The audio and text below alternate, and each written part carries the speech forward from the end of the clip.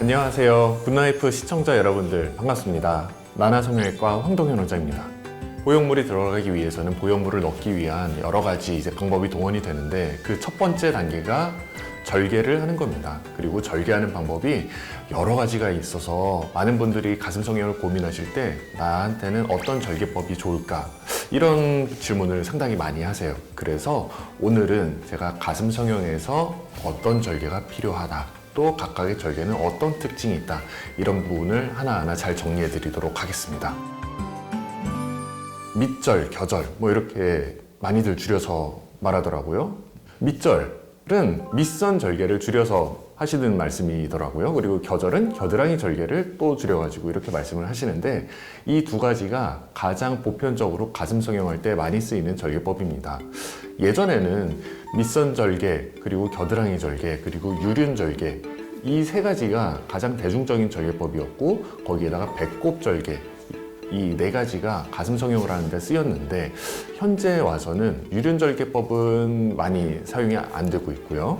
그리고 배꼽절개는 현재 사용하는 보형물에는 적합하지 않아서 또 이 또한 사용이 되지 않다 보니까 밑선절개와 겨드랑이 절개, 이 두 가지만 사용을 하고 있습니다. 우리가 흔히 절개법에 따라서 어느 절개가 더 아프냐 안 아프냐, 이거를 예전에는 많이 따졌어요. 수술 후 통증에 있어서는 밑선 절개가 겨드랑이 절개보다 좀 덜 아픕니다 라고 말씀을 드렸었는데, 수술 테크닉이 점점 고도화되고 더 세분화되면서 섬세해질수록 안 아프게 수술하는 방법이 많이 나왔죠. 그러면서 현재 와서는 겨드랑이 절개와 밑선 절개의 통증에 있어서의 차이점은 사실 크지 않습니다. 가장 큰 차이점은 수술 후에 남는 수술 자국이 겨드랑이 주름을 따라서 남는지 아니면 가슴 마운드 아래쪽 주름을 따라서 남는지, 그 두 가지가 가장 크다고 볼 수 있어요.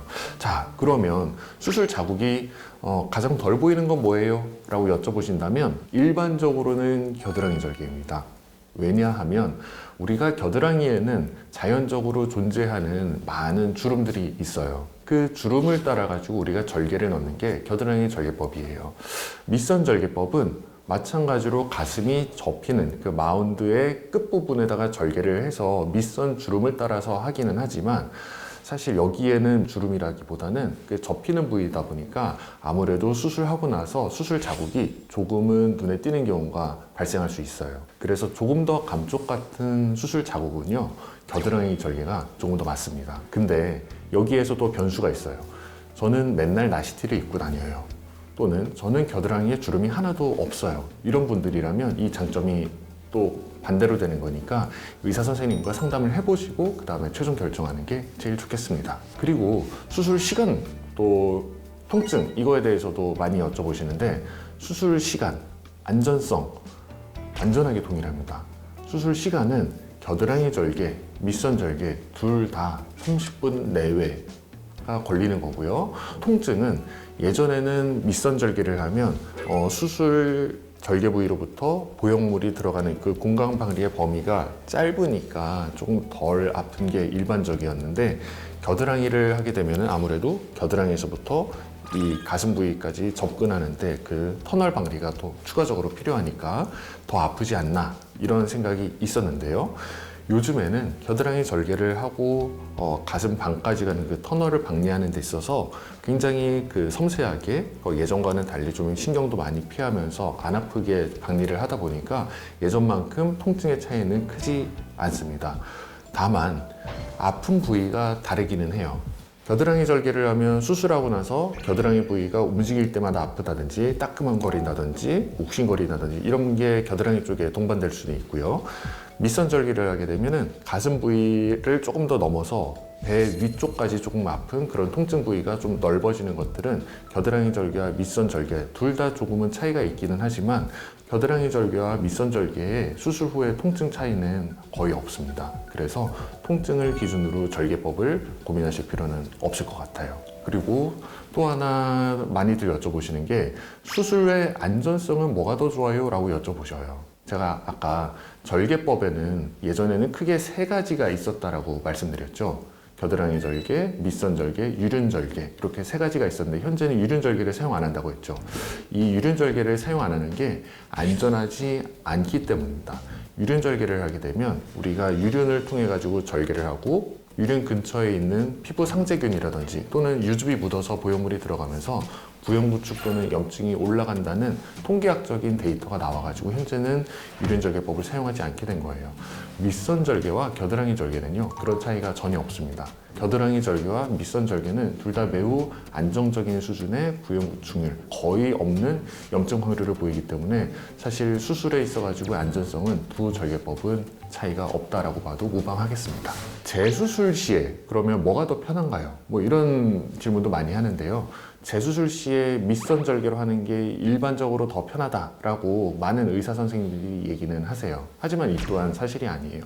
우리가 재수술을 하는 데 있어서 목적이 여러 가지가 있죠. 부형구축 때문에 재수술을 하는 경우도 있고 염증 또는 모양 불만족, 크기 불만족 다양한 원인으로 수술을 하는데요.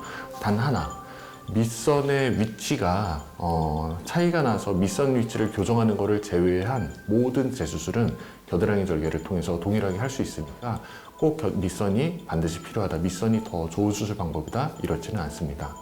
그리고 수술 비용 이런 것도 많이 여쭤보시는데 절개 부위에 따라 가지고 수술 비용도 사실은 완전하게 동일합니다.